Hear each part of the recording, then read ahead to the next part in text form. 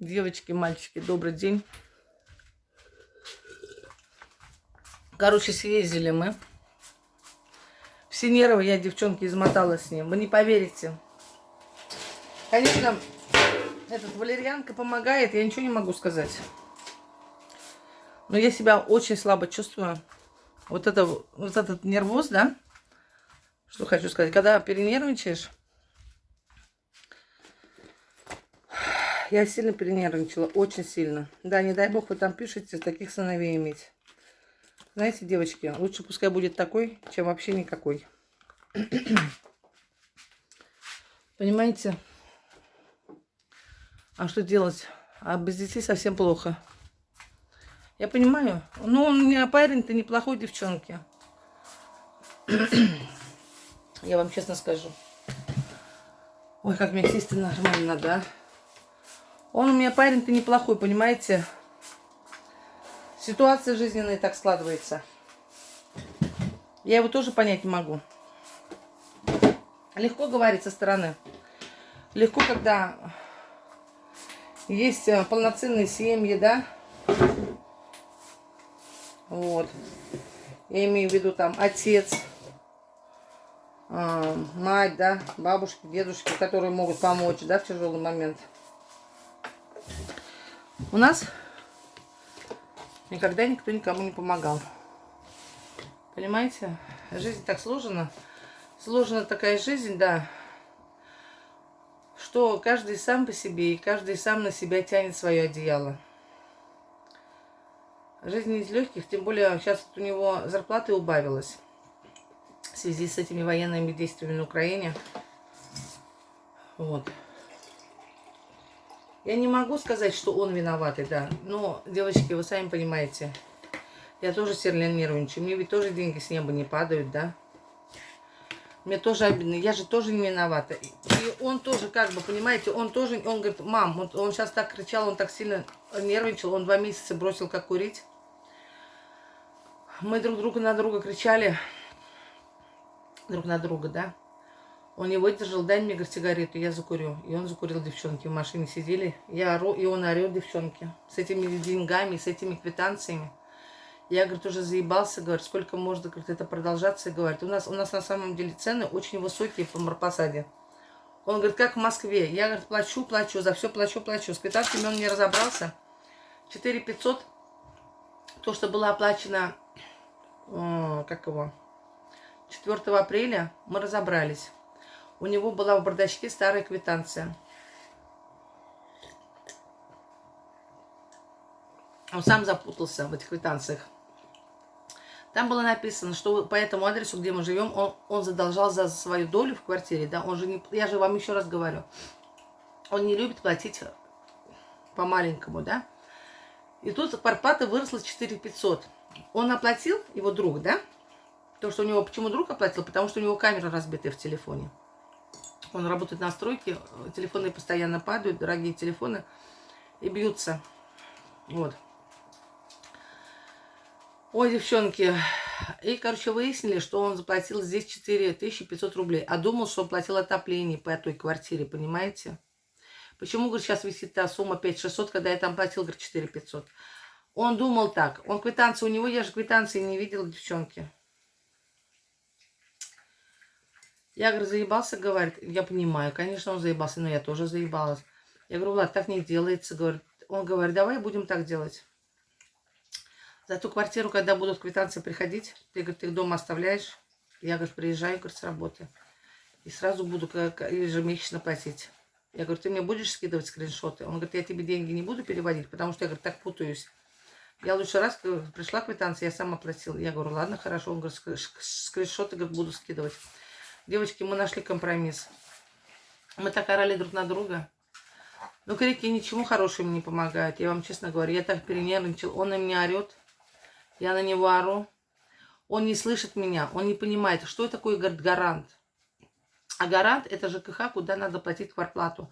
Котельные – это другое. Вы понимаете, тут как вот находится? Посмотрите, вот у нас, вот, короче, вот у нас 3 квартиры, да? 3 квартиры.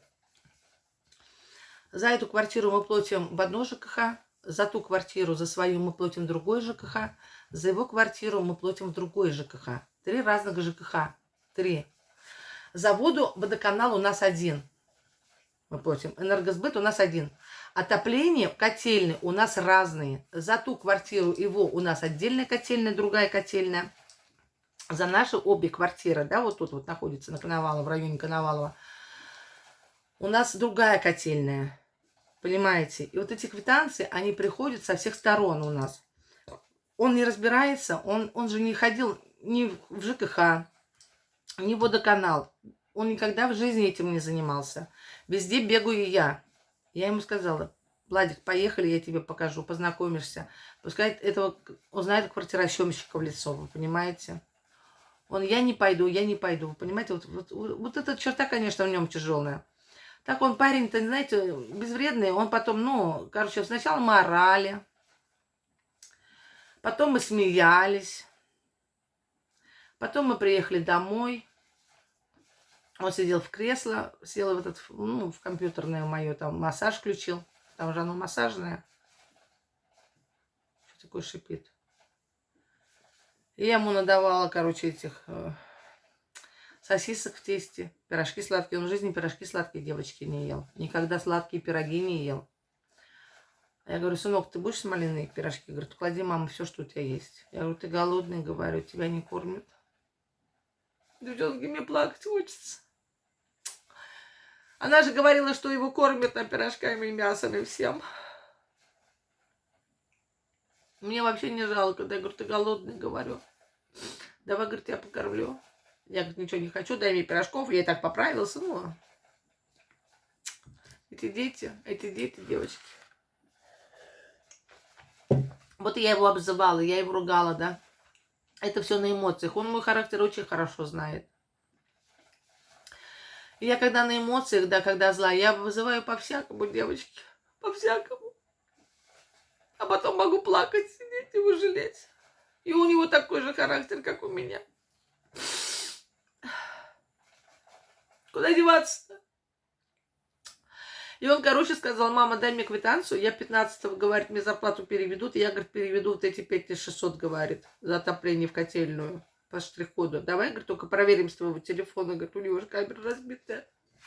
Я говорю: как ты будешь разбитый камеры приводить?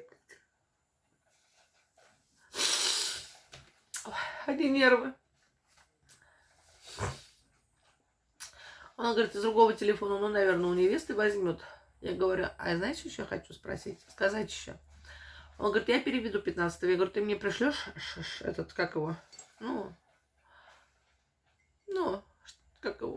фотографию? Скрин, говоря. Что ты оплатил? Он говорит: пришлю. Я говорю: ладно, зачем я должна все нервничать? Он говорит: я тоже с тобой нервничаю. Он со мной нервничает, я с ним нервничаю. Он одеяло тянет на себя, я одеяло тяну на себя, вы понимаете? Он хочет быть, он такой, вот знаете, он хочет быть взрослым уже. Я говорю: ладно, ты же все равно же еще не взрослый, говорю. Ты в многих вещах в жизни не разбираешься, сынок, говорю.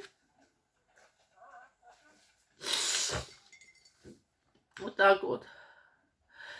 Я говорю: тебе кажется, что ты очень взрослый. Ну ты же не взрослый, говорю, совсем не взрослый, говорю. Вы знаете, девочки, я вот смотрю на него, да, он вроде такой высокий, да, уже парень, взрослый. А когда вот мы с ним разговариваем, когда не кричим друг на друга, а когда спокойно разговариваем, когда он улыбается, смеется, да, я смотрю на него со стороны, он такой еще маленький совсем для меня. Такой глупый вообще, ничего не понимает.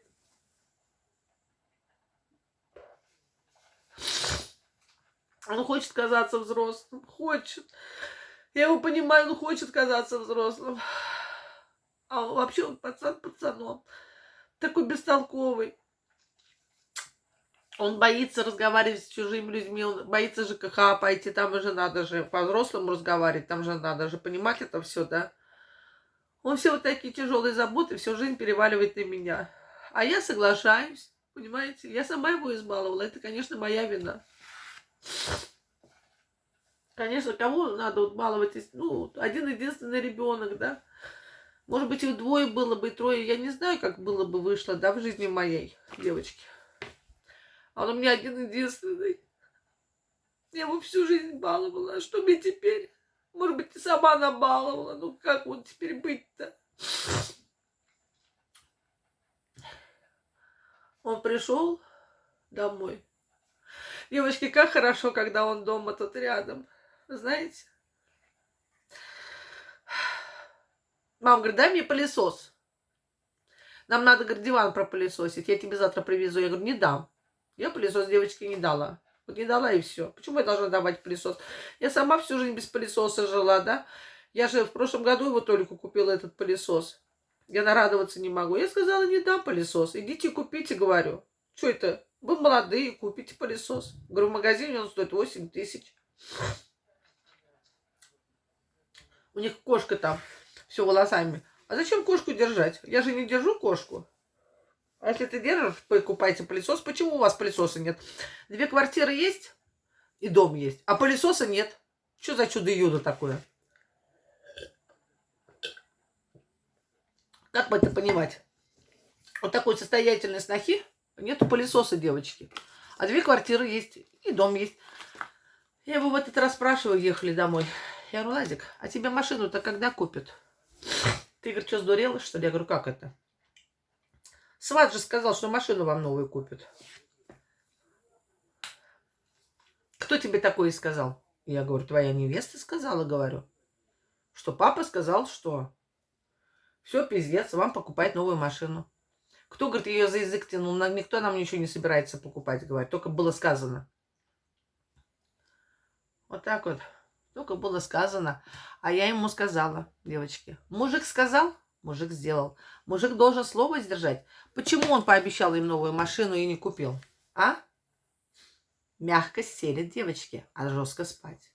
А я понимаю так, девочки, пускай она меня хоть обижается, хоть не обижается, лишь бы свою дочечку в замуж отдать за моего сына. Да? А что, не так, что ли? Как я... Вот я рассуждаю. Я ничем не оскорбляю ее, я не хочу ее оскорбить. Это мои рассуждения вслух. А что, не так, что ли? Угу. Ой, будете жить? Куплю вам новую машину. Где она, новая машина? Где? Везде? А я ему сегодня сказала. Я говорю, ты ори или не ори? Я говорю, не всегда, Влад, как от масленицы, говорю, сынок. Цветочно-конфетный период закончится. Он говорит, ты бешеная на меня орет. Он на меня говорит, да, что я бешеная. Сразу я спыляю, не разобравшись, не могу дать ему разобраться, сама тоже не разбираюсь. Я-то все понимаю, все вот эти квитанции знаю, да, все как платы. А он же не может это сразу сосредоточиться. Ему же надо все взвесить. Он же, для него это как диковинка, девочки, понимаете? Он как новорожденный, только из пизды вылез, когда вот с этими делами начинаешь заниматься, с квитанциями, блядь. Угу. Он потому что на этом в жизни не заострял внимание. Ему не надо было. Всегда мама за него все заостряет внимание всю жизнь.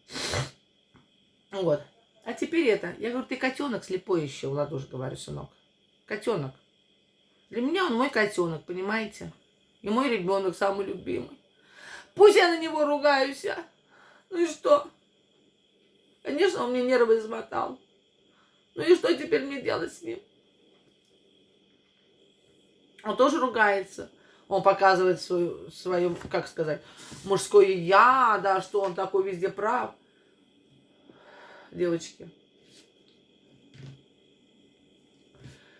Молодежь теперь такая, слава богу, руки не поднимает. Слава богу, не пьянствует. Вот чего надо молиться, что слава богу, блядь. Он говорит, вот я из-за тебя сегодня закурил, ты мне нервы измотал. Я говорю, это не за меня. Это из-за твоей дурной башки. Он всю жизнь, он знает, он говорит, вот, ты пошла в полицию, что бы ты сказала, куда я пропала, я что, скрываюсь где-то, говорит. Он же прилетел сразу, я рассказала, он меня знает хорошо. Если я сказала, сейчас я пойду через полицию искать, и тебя найдут, блядь. Он летел как этот, блядь, как вихрь, нахуй. Я и плачу, и смеюсь, девчонки. Вот такой я человек. Мне смешно, он летел как вихрь. Ты говоришь, где я уже приехала? А я уже, девочки, поднялась уже на автомобильзавод на маршрутке. Угу. Мы с ним разъехались. 5 минут дома не сидела я. Я собралась и поехала, села на маршрутку и поднялась на автомобильзавод.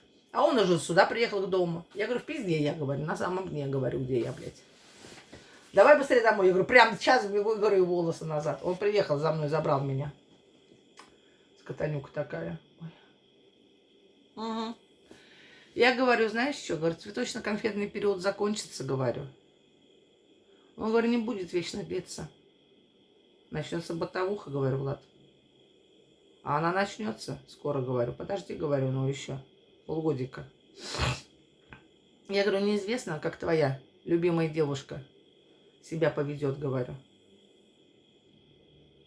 Я говорю, я тоже была молодой. И тоже была очень где-то покладистой. Во время цветочно-конфетного периода. Я ему так и сказала, да. Я с ним, девочки, обо всем разговариваю. Понимаете? Я же ему не только мать, я же ему как близкий самый друг, понимаете? Вот. Я не настраиваю против этой девушки, нет, конечно. Я просто должна сказать ему, чтобы он был уже готовый. А кто скажет, если не мать? Я не сказала, что она плохая девчонка. Нет, конечно же. Я не сказала, не живите с ней. Таких слов не произносила и не буду никогда произносить. Я говорю, просто сказала ему, что цветочно-конфетный период заканчивается, говорю. И начнется бытовуха. И кто там будет друг на друга орать? Ты на нее или она на тебя? Но все равно это когда-то будет, говорю. Ты помянешь, говорю, ты мои слова. И характер у тебя не сладкий, говорю. А уж ее характер я не знаю. Поживешь, говорю, увидишь сам. Вот. Вот так, девчонки. Я, говорю, тебе больше ничего не скажу. Тебе больше ничего нельзя говорить. А она даже трубку не берет, девочки. Я к ней звонила. Она даже трубку не поднимает. Угу. Она только с ним может против... Она только его может против меня настраивать. Ну, знаете, девчонки, я скажу одно. Я не настраиваю. Если я его буду настраивать против нее, да, если она его будет против меня настраивать, конечно же, да, это все плохо очень закончится. Он будет нервничать, да, и метаться среди двух женщин, да, своей мамой и своей девушкой, понимаете? Не надо. Пускай настраивает, а если она хочет против меня. Но я его против нее не настраивать не буду. Он сам все поймет со временем. Он у меня далеко не глупый. Но еще совсем еще пацан. Совсем еще молодой. Еще не обжигался он ни раз. Все мы увидим. Жизнь покажет, девочки. Если будет все хорошо, дай бог. Ну что, говорит, ты монетизацию подключила на ютубе, что ли? Я говорю, нет. А зачем ты, говорит, тогда там все рассказываешь, говорит, в своей жизни? Я говорю, а что это? Мой влог, говорю. А при чем здесь, говорю? Деньги, говорю. Это же, говорю, ну, меркантильность, говорю. Я же не ради меркантильного интереса, говорю, веду свой, говорю, канал. Вот. Я говорю, когда-нибудь подключат, говорю. Когда военные действия, говорю, закончатся, я говорю, подключат монетизацию, говорю. Как раз тут будут и просмотры, и подписчики, говорю, у меня будут, говорю. Когда-нибудь все равно лет через 10, говорит, все же прекратится, наверное. Ой. Пока я, говорю, в силе, я работаю. А потом уже ближе к старости я пойду на пенсию. Подключат монетизацию. Тут им, может, денежка начнет капать с канала. Кто его знает. А не будет, так не будет, значит. Значит, впредь не судьба заработать на ютубе. Ну, что я могу сказать еще ему? Говорю, как есть. Положила ему, короче, сосиски, пирожки. Компот ему дала пол-литровую бутылку. Забыл на столе. Малиновый. Да он не пьет, он никогда не пил компот. Ну, может быть, не хотел, он просто не любит. Он, знаете, девочки, ни сладкие пирожки никогда, ни пироги не ел, ни компоты никогда дома не пил. А сейчас такой голодный пришел. Как, я говорю, ты что, ты вообще голодный, говорю, сынок, давай тебя накормлю. Да я не буду, дай мне только вот пирожки, что-то тут жарила, пекла. Ну, как ребенка не накормить? Хоть ору, не ору. Ну, вот куда эта говяжка от меня денется, а? Куда, девочки? Это же моя говяжка. Самая любимая, самая родная кровинушка. Куда мне теперь? Вот так вот, девчонки, и живем. Нервы, конечно, он мне помотал. И я ему сегодня помоталась, потому что я тоже очень вспыльчивая. Он вспыльчивый. И он, знаете, он вспыльчивый и уступчивый. Он вспылит, потом вот и поорали друг на друга, покурили и потом смеяться начали. Вы понимаете? Вот такие мы два дурака. Правильно говорят. От осинки не рождаются апельсинки. Все дети похожи на своих родителей. Куда деваться? Вот так вот и живем. Говорит, не дай бог такого сына иметь. А в чем у меня сын плохой? У него свой характер, своенравный. Ничего в нем плохого я не вижу. Я понимаю, да, знаете, какие дети есть, девочки? Которые пьянствуют, бродяжничают, воруют, которые родителей избивают, из дома воруют, тащат. Вот таких не дай бог детей иметь. Не дай бог, девочки. Вот так вот. У меня сын не из тех людей. Я ему говорю, Ладош, ты же обещала, говорю, до лета, говорю, все, говорю, погасить всю ипотеку. Мама говорит, мне что, говорит, мы возле Магнита стоим на машине. А мне, говорит, что пойти, говорит, ограбить, говорит, Магнит, что ли, говорит. Ты, говорит, что меня на нервы выводишь? Говорит, где мне взять денег? Ну, где мне взять денег, говорит, если сейчас такая ситуация? Ты стала больше меня, говорит, зарабатывать, говорит. Он же зарабатывал хорошо, девочки, на своей работе. У него очень хорошая профессия. Сейчас стала жизнь намного сложнее вот с этой военной ситуацией. И зарплату убавили. В 2 раза девочки убавили. Каково парню тоже. Я его полностью понимаю. Я говорю, у Эвелины займи, говорю, деньги, говорю, на отопление, заплати. Ничего я у нее занимать не буду. Он не такой девочки. Я, говорит, 15 числа получу, говорит, маме заплачу, говорит, эти, говорит, 5600, говорит. А занимать я у нее, говорит, не буду никогда. Такой у меня девочки парень. Я не вижу в нем ничего плохого.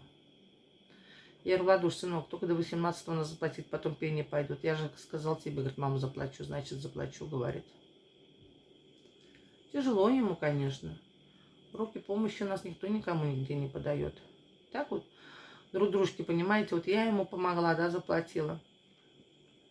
Ипотеку сейчас, квартплату заплатила, да. Он тоже ведь помогает, помогал до этого, до своей невесты. У нас как получилось, вот начался вот этот кризис сейчас, да, вот этот вот, в связи с военными действиями в Украине. И невеста у нас появилась теперь, девочки. И все у нас кубрем катышем пошло. Не знаю, кто прав, кто виноват, девчонки. Вот такая нервная жизнь. А я так сегодня перенервничала. У меня руки и ноги плетью висят. Мне сейчас надо вот поднос помыть.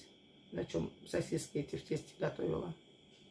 Мультиварку надо помыть. Стирку надо замутить. Еще и это. Красные флаги пришли, блядь. Прямо, вы знаете, перед дорогой. Перед дорогой. В прошлый раз они у меня были тоже перед этим, как уезжать с Шилова, с Рязанской области. В последний раз. За 2 дня. Начались они у меня перед отъездом. И сейчас то же самое, девочки. И нервы, и это вот задержка. Была же задержка. И все, короче, тут кубрем катышем. Да, Игорь, пылесос. Я говорю, ничего тебе не дам никакого пылесоса. Идите и купите пылесос, говорю. Кошка не его, кошка ее. Они еще не женаты. Пускай идет и купит пылесос, она на свои деньги. Она же в банке работает. В кредит пускай возьмет. В чем дело? Не понимаю, раз ты имеешь кошку. Идите. Почему он должен тоже решать ее проблемы с ее кошкой? Он же ее принял с ее кошкой, принял. Пускай пылесос покупает. Почему он должен из дома тащить пылесос? А у нее что, блядь? У родителей нет пылесоса, что ли? Возьмите у родителей и тащите пылесос оттуда.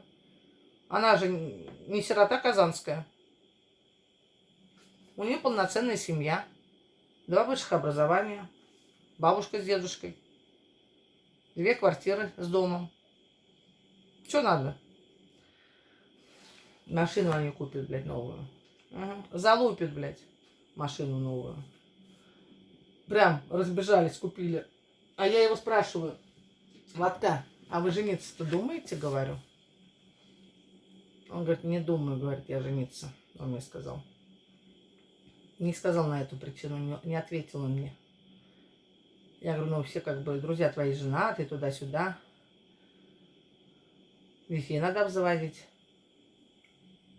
Он ничего насчет детей не сказал, а насчет жениться сказал: я не думаю, говорит, сейчас.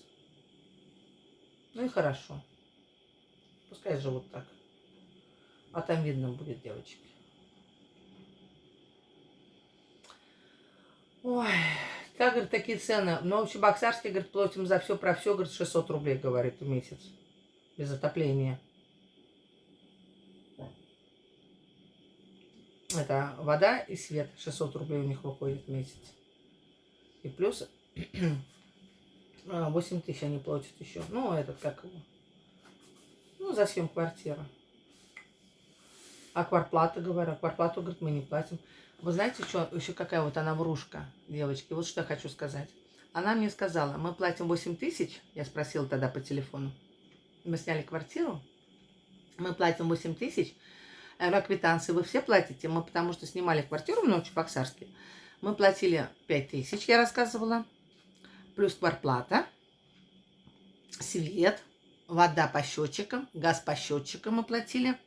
Капитальный ремонт и мусор мы не платили. Вот так с нас брала хозяйка.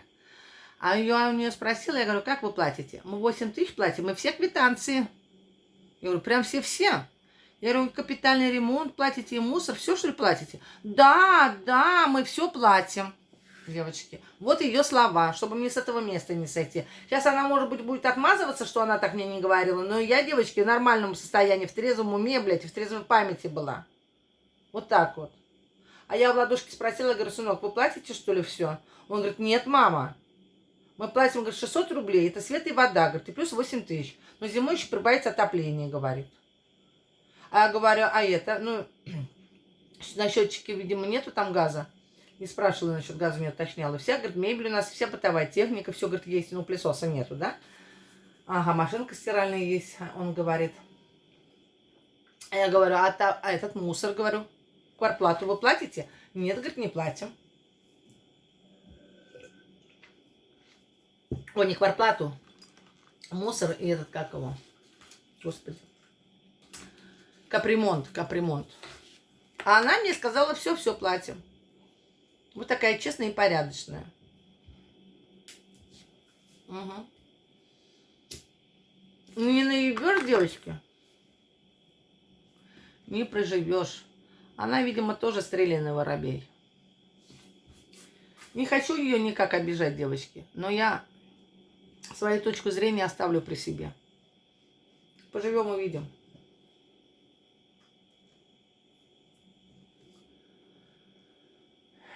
Не говори, говорят, пока не перепрыгнешь, да. Все время покажет и все расставит по своим местам.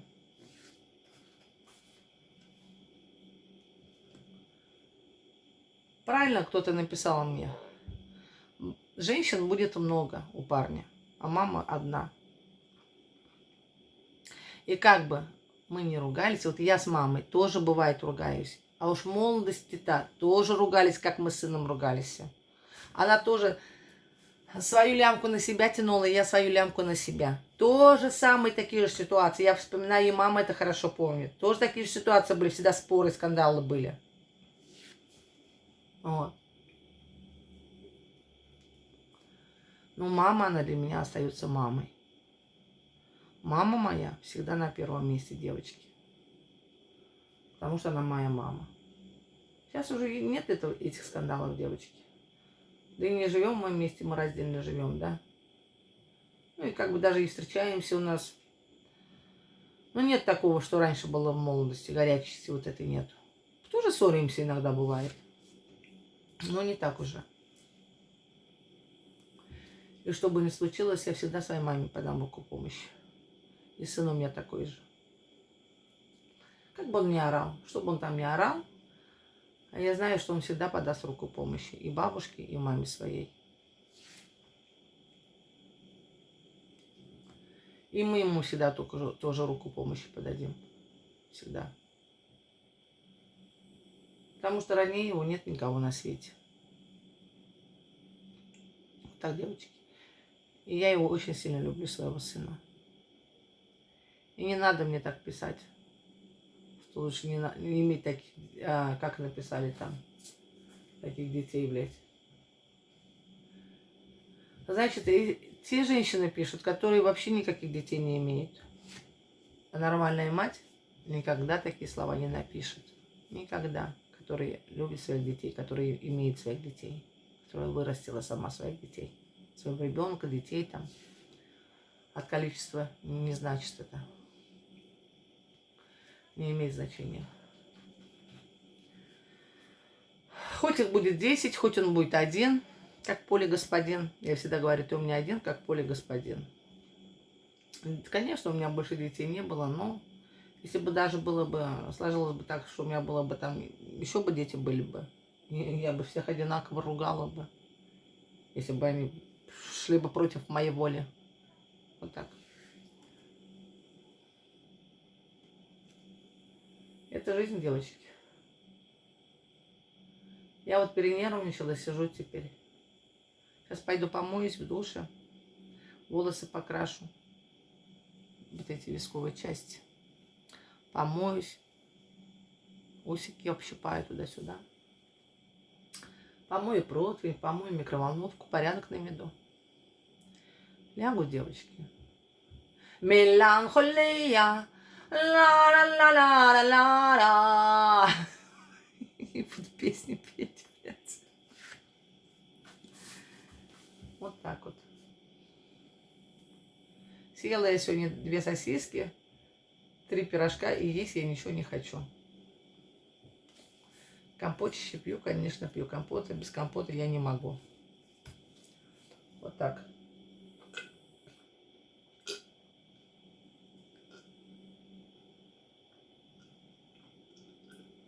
С вами поделилась. И на душе полегчало. Честно. Посидела вот так, да? Поговорила сама с собой, ну, с вами, то есть, то бишь. Сама собой же получается. Но я же рассказываю вам это все. Отдохнула. Сейчас новыми силами наберусь новых сил. И пойду... и стирку запущу. И все будет хорошо, девочки. Сейчас он заплатит за отопление 15 числа.